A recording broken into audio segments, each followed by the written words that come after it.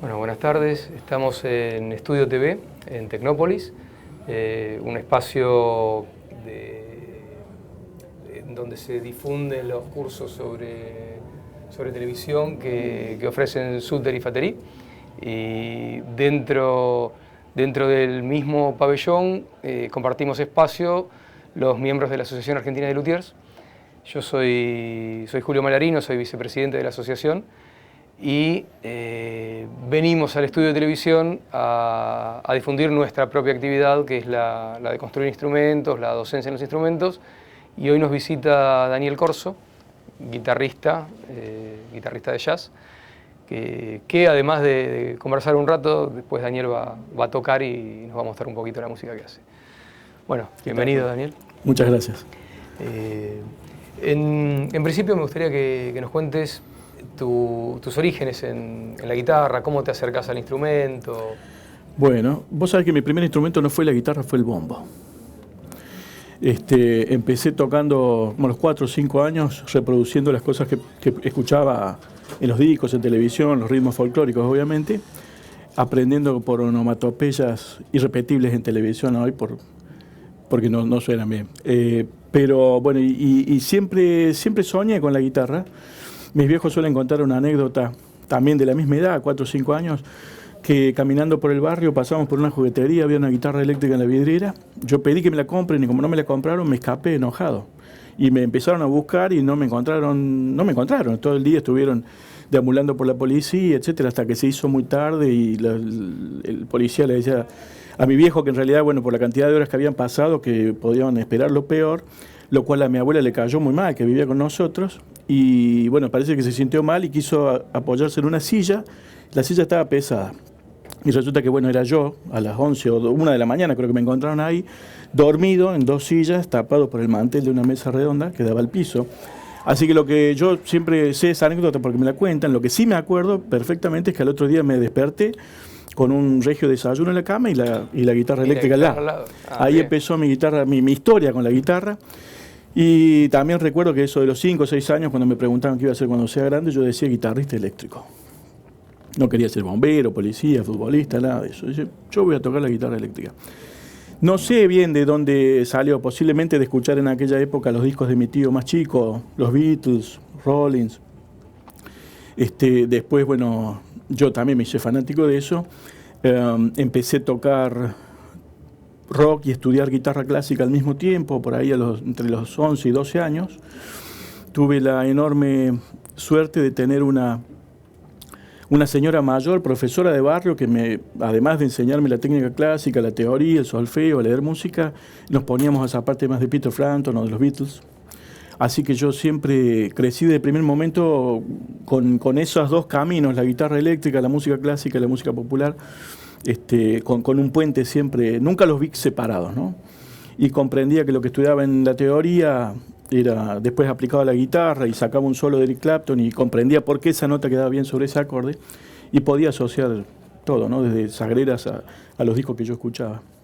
Y bueno, después estudiaste formalmente Sí, tomé clases en una oportunidad en mitad de la adolescencia, nos mudamos de barrio y entonces dejé a esa profesora y buscaba otro profesor. Cuando me di cuenta había unos chicos, veía pasar por la vereda del frente, chicos con guitarra que iban a la casa justo al frente de mi casa, doblando la esquina.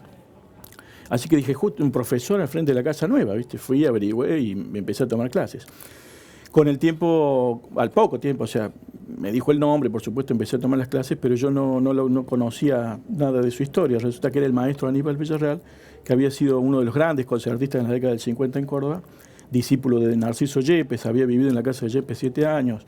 Narciso Yepes andaba de gira por Sudamérica y paraba unos días en la casa de él, así que daba cursos magistrales a sus alumnos, y ahí caí yo como de casualidad. Para mí era el profe al frente de la casa de mis viejos, y bueno, resulta que era un monstruo. Pero bueno, él estaba en la escuela Tárrega. A mí me interesó luego profundizar sobre la escuela americana con Carla Ibaro, y entonces me inscribí en el conservatorio. Para la edad que yo me inscribí en el conservatorio, mis alumnos se ríen cuando les cuento esto porque yo tenía casi 24 y ya tocaba profesionalmente, enseñaba en La Colmena y desde hacía varios años los periódicos cordobeses reflejaban mi actividad musical dentro de la fusión, el jazz y el rock. Con el jazz empecé por ahí a los 18 Y después te cuento por qué. Pero cuando fui al conservatorio, bueno, rendí libre todos los años que me dejaron rendir libre y empecé en quinto año. Y digo, mis alumnos se ríen cuando les cuento esta anécdota porque yo les decía que fui a esa edad al conservatorio porque siempre pensé que era como el sarampión, ¿no? Si no lo habías tenido de chico, tenías que tenerlo de grande y crear defensas. Así que bueno, mi camino, cuando transité el entrenamiento formal en el conservatorio, ya había hecho muchos años con este discípulo Yepes, el maestro Villarreal, y ya tocaba jazz, que aprendí fundamentalmente solo. En una época donde no existía internet, no existía YouTube, no había ni siquiera disco compacto, hacíamos pelota a las púas arriba de los discos de vinilo para poder sacar una frase. Y yo que venía de tocar Eric Clapton, Ritchie Blackmore, con mucha solvencia, que sacaba esos solos nota por nota, me sentía muy confiado con eso, un amigo me prestó un día 3 discos de jazz, Joe Pass, Wes Montgomery y Pat Metheny. Y bueno, me encantó lo que escuché y quise ponerme también a sacarlo como hacía con los discos de blues y de rock. Y bueno, ahí me di cuenta que no tenía las herramientas y me atrapó eso, ¿no? Por el solo hecho de tocar más. Y claro, el desafío de manejar más el instrumento, de desarrollar más el oído. Y me fui metiendo en el tema del jazz por ese motivo. Influencias importantes en la formación. Algunos amigos, por ejemplo, como el Doc Mazzola, que fue un crítico de jazz de Córdoba, fallecido ya hace varios años. Pero él tenía un programa de jazz y tenía muchos discos. Me escuchó tocar una vez en La Colmena, la escuela que yo estudiaba. Me invitó a grabar un programa, yo tenía 19 años en ese momento, ¿no? Fue la primera entrevista en radio que me hicieron. Y cuando me presentan, grabamos el programa y me presenta el Doc Mazzola diciendo, bueno, un joven que tiene la llama sagrada del jazz dentro suyo y que ustedes van a oír hablar de él en el futuro. Y yo pensaba, ¿qué habrá? Quiero lo mismo que tomó él, porque no, ¿de dónde sacó esas cosas, viste? Bueno, y algo de cierto tenía, o sea, él vio algo. Y yo me dediqué después a eso y actualmente, bueno, todo el mundo que quiere estudiar guitarra de jazz en Córdoba pasa por casa. Sí, lo sé. Y más allá de tus estudios, sí. Contame un poco sobre la relación con la música en vivo, con tus presentaciones. Bien. Y con tus instrumentos. O sea, ¿cómo fuiste Bien. adquiriendo instrumentos? Sé que sos un... Para cerrar un poquito la idea de la formación, empecé solo con el jazz, pero después tengo que reconocer, bueno, me ayudaron muchísimo 2 personas. Uno fue Pino Marrone, clases que durante 3 años tomé clases privadas con él, que me terminó de hacer entender las cosas que estaba escuchando por ahí, no podía enganchar. Y bueno, me pasó también una formación muy valiosa y siempre recuerdo esas clases como importantes en el sentido de que me volví a Córdoba con mucha energía, ¿no? No solamente información, sino que con ganas de tocar e investigar mucho más. Así que bueno, a Pino le debo mucho. Y el otro fue Walter Malosetti, que sin tomar clases con él, después de conocerlo, tocar juntos una vez en Córdoba, tuve la oportunidad muchas veces de tocar con él, junto a él, en dúo y en grupos. Es más, mis primeros conciertos en Buenos Aires, allá por los 90, fueron organizados por Walter Malosetti. Y la primera vez que di una clínica acá en Buenos Aires fue en la escuela de Walter, cuando estaba en la calle Libertad. Y para mí, entre eso a los 24, 25 años, fue algo muy importante, muy fuerte. Y bueno, y con Walter desarrollé una amistad que venía a visitarlo desde, no sé, llegaba a Retiro a las 8 de la mañana, de las 9 empezábamos a tocar hasta las 9 de la noche, y él cortaba a todos los alumnos y todo, y se pasaba todo el día tocando conmigo en el estudio, ¿no?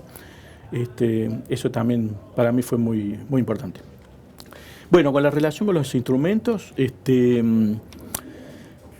como te decía antes, bueno, la guitarra clásica y la guitarra de jazz fueron casi caminos paralelos.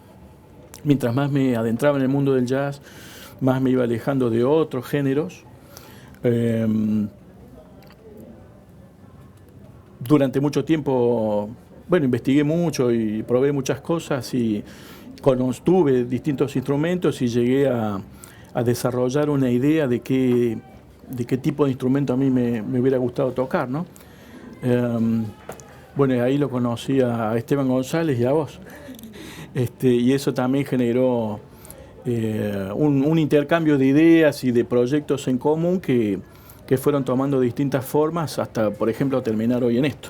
Sí, pero vos tenías una experiencia ya con la lutería previa, porque me acuerdo en ese momento cuando nos conocimos, vos ya tenías una guitarra que te había hecho Carlos Michelutti. Exacto, sí. Bueno, Carlos Michelutti es un luthier cordobés que vive en Italia hace más de 30 años, si no me equivoco, y nosotros vivíamos a 6 cuadras uno del otro, y lo conozco desde, creo que tenía 10 años, la primera vez que fui a su casa. Él ya desarmaba guitarras y a mí me gustaba la guitarra y empezaba a tocar, así que nos pasábamos largas tardes charlando de música o tocando juntos. Y él se fue desarrollando como luthier hasta que se fue a Italia y después de muchísimos años volvimos a tener contacto. Para el momento que volvimos a tener contacto fue el 96-97, yo venía de una severa tendinitis en la mano izquierda, todo el brazo en realidad, una severa tendinitis que me frenó de tocar durante un año prácticamente. Estuve unos 2 meses sin poder mover la muñeca o abrir los dedos o bajar el brazo por el nivel de inflamación, ¿no? Sin cabestrillo ni nada, pero no podía mover la mano. A los 6 meses de fisioterapia, la fisioterapeuta me autorizó para agarrar el picaporte y usar el tenedor con esa mano. No podía sostener una pava de agua a la mañana cuando me levantaba, fue muy fuerte. Y los médicos que vi, especialistas en traumatología de manos en Córdoba, me dijeron que no iba a tocar más. Es larga la historia, si querés después hablamos un poco de eso, pero para ir a lo de Carlos, mi reencuentro con Carlos Michelutti aparece justamente en esa época y fue absolutamente casual. Nos encontramos en el barrio, a 2 cuadras de mi casa, después de 12, 13 años sin vernos, sin saber nada de él, porque insisto, tampoco había internet todavía, ni emails, y él venía con su hijito italiano de 4 años y nos encontramos en la plaza y nos fuimos a tomar un café y de ahí surgió la idea de que hacerme un instrumento y mandarlo. Y efectivamente al año vino con una guitarra headless, o sea, una eléctrica, de caja, con caja hueca en realidad, o sea, toda una sola cámara de aire adentro, y sin cabeza. Me acuerdo bien porque en la primera guitarra que me viste cuando nos conocimos. Sí, ¿no? Y es la que tomé de modelo para Claro, exacto, mango, para el mango, exactamente, exactamente, la headless. Me acuerdo, sí. También recuerdo un domingo solíamos tocar siempre en un pub de Córdoba todos los domingos con mi cuarteto.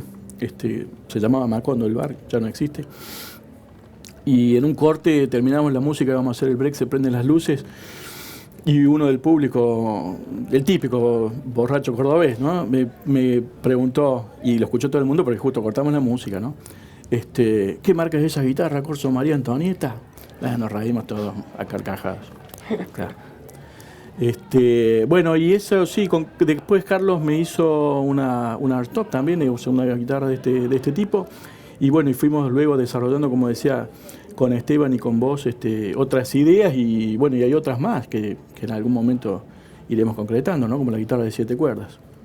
Bien, y en este momento, ¿cuántas guitarras tenés? Porque sé que tenés una colección interesante. Sí, en este momento tengo 14. Bien. Sí, hay gente que colecciona autos, qué sé yo. Yo no tengo casa, no soy propietario, pero tengo 14 guitarras todas de primera línea. El orden de prioridades así, medio raro. A mi suegro le costó años entenderlo, pero ahora lo entiende. Y bueno, y contame un poco sobre tu desarrollo como músico, pero no desde la formación, sino desde el otro lado, cuando empezás a mostrar tu música, no sé, sí, toques, giras. Yo empecé a tocar desde muy chico en vivo, a los 12 años. Fue mi primera presentación en vivo y desde esa presentación se acercaron 3 pibes de mi edad, y creo que alguno era mayor que yo, uno de ellos, a pedirme clases, porque querían entender lo que yo hacía, tocar eso, porque bueno, yo tocaba la música que escuchábamos a esa edad y a ellos les venía bien, les gustaba. Entonces empecé, desde la primera vez que toqué, esa misma semana empecé a dar clases. Después de algunos pocos años de estar estudiando, pero el hecho de tener que explicarle a otros, y a veces sin la misma formación, también va desarrollando un poco al pedagogo, ¿no? O sea que yo me hice, digamos, mi experiencia pedagógica primero empírica, bien callejera, y luego vinieron los estudios formales de pedagogía. Pero el hecho comprendí así también temprano, que el hecho de poder explicarle a otro y buscar todas las maneras posibles para que entienda lo que querés explicarle, hace que uno termine comprendiendo, internalizando muchísimo más esa información, ¿no? Así que comprendí de entrada que tocar y enseñar eran dos caras de la misma moneda y siempre he vivido haciendo las dos cosas.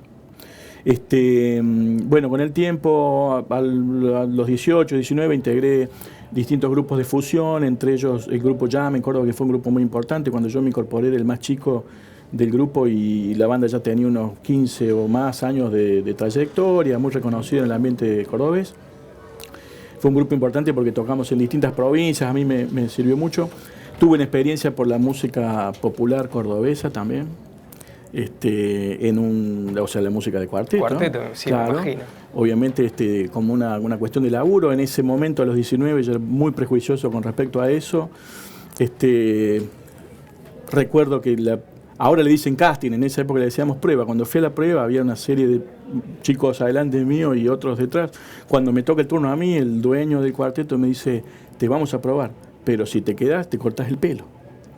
Yo fui, hice la prueba, les gustó, me pusieron las partituras de primera vista, improvisé con la guitarra eléctrica, la distorsión, que no existía en ese momento en el cuarteto, y acá te doy una primicia, ¿no?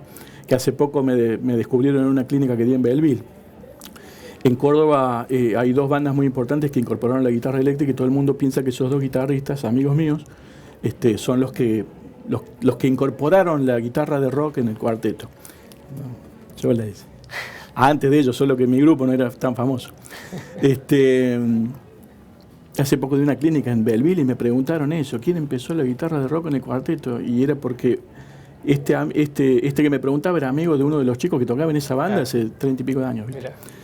Bueno, la cosa es que quedé, les gustó, quedé. Cuando salí, los chicos que estaban en la cola detrás mío ya no estaban y el flaco me dice, bueno, mañana ensayamos a las 7, pero te venís con el pelo corto. Y nunca me corté el pelo. Me amenazaban con el dueño del cuarteto que dice, el sábado va a venir el ensayo general y si no te cortás el pelo, te va a retar el fulano de tal, ¿viste? No los quiero nombrar por las dudas, pero no quiero dar tantos antecedentes, pero bueno. Y bueno, se hizo el ensayo, ¿no? Llegó el dueño, nosotros tocábamos, obviamente la mirada de los tipos, ¿viste? Atrás mío la nuca me hervía y los veo cuchicheando y se va el dueño del cuarteto.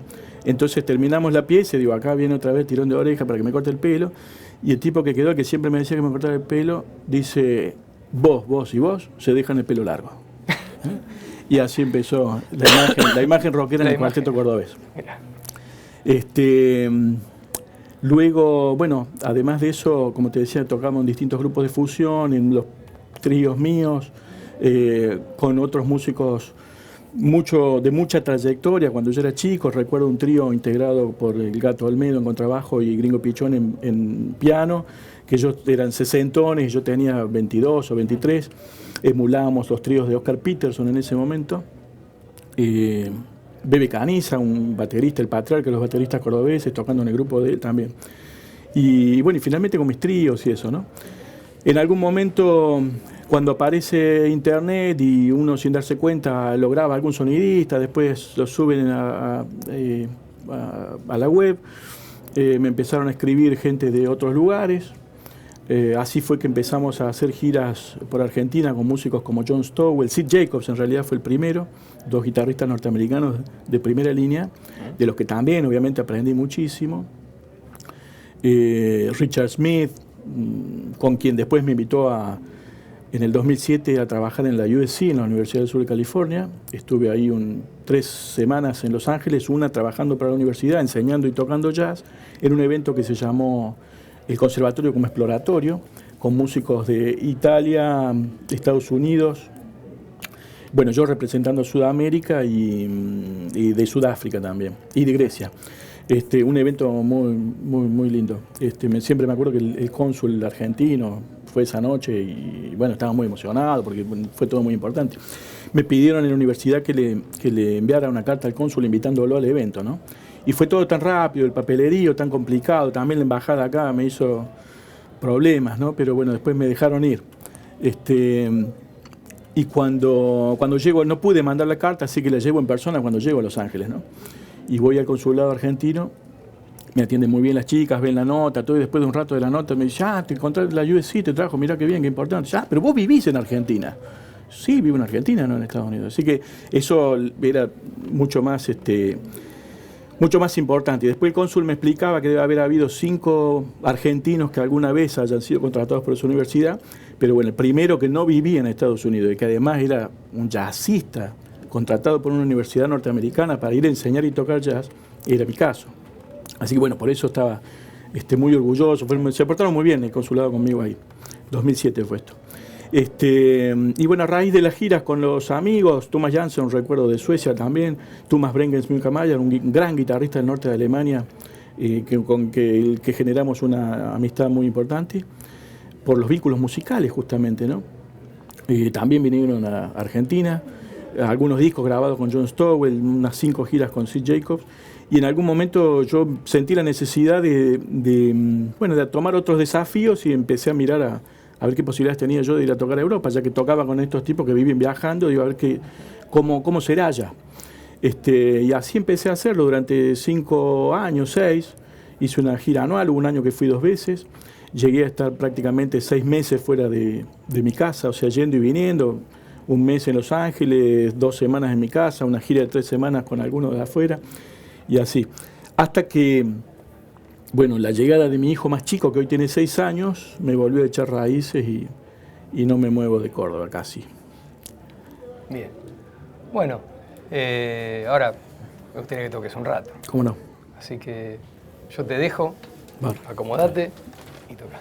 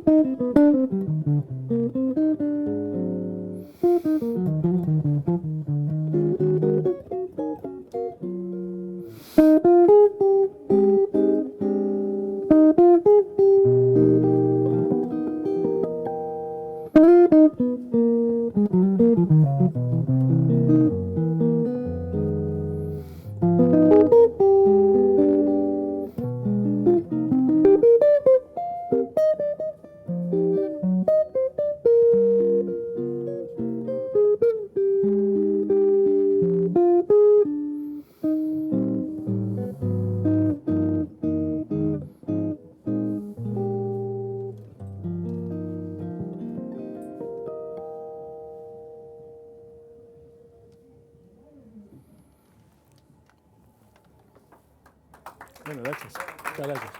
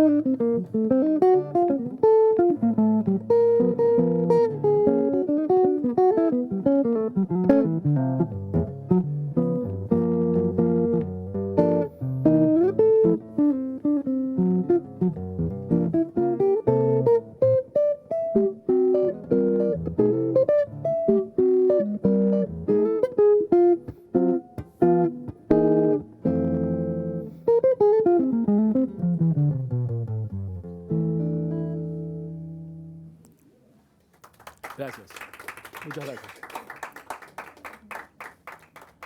Vamos a afinarlo un poquito, porque si no...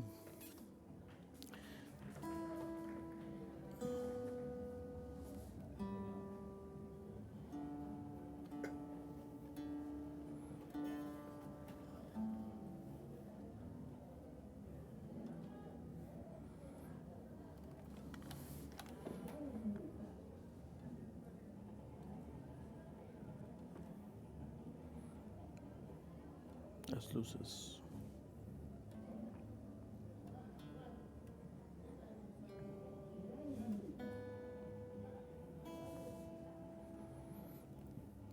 Bueno, ¿hacemos uno más? ¿O estamos bien? ¿Hacemos uno? ¿Hace falta? No sé si... Un par, no sé si tengo. No salieron bien las tomas, tenés que hacerlo. Ok, dale. Che, lo que sí, no sé si... Esto ya no hace falta, ¿no? El micrófono. Sí, así. Ok, dale.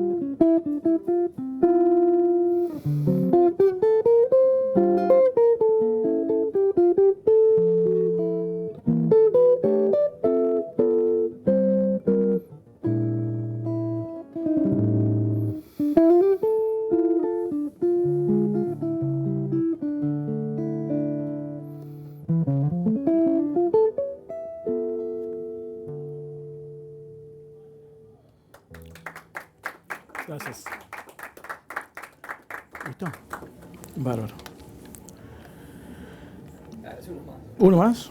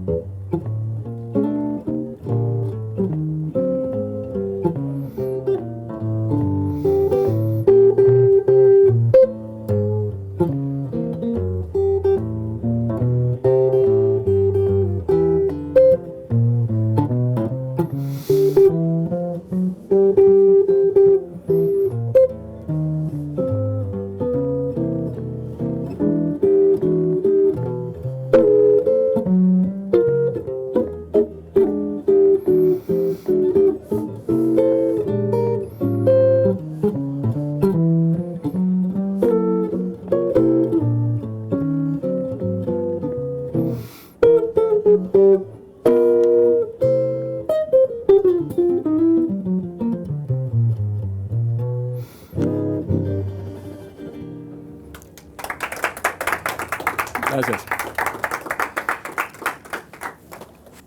No sé, primero tengo que sacar esto. La verdad que me desconcentró mucho para tocar el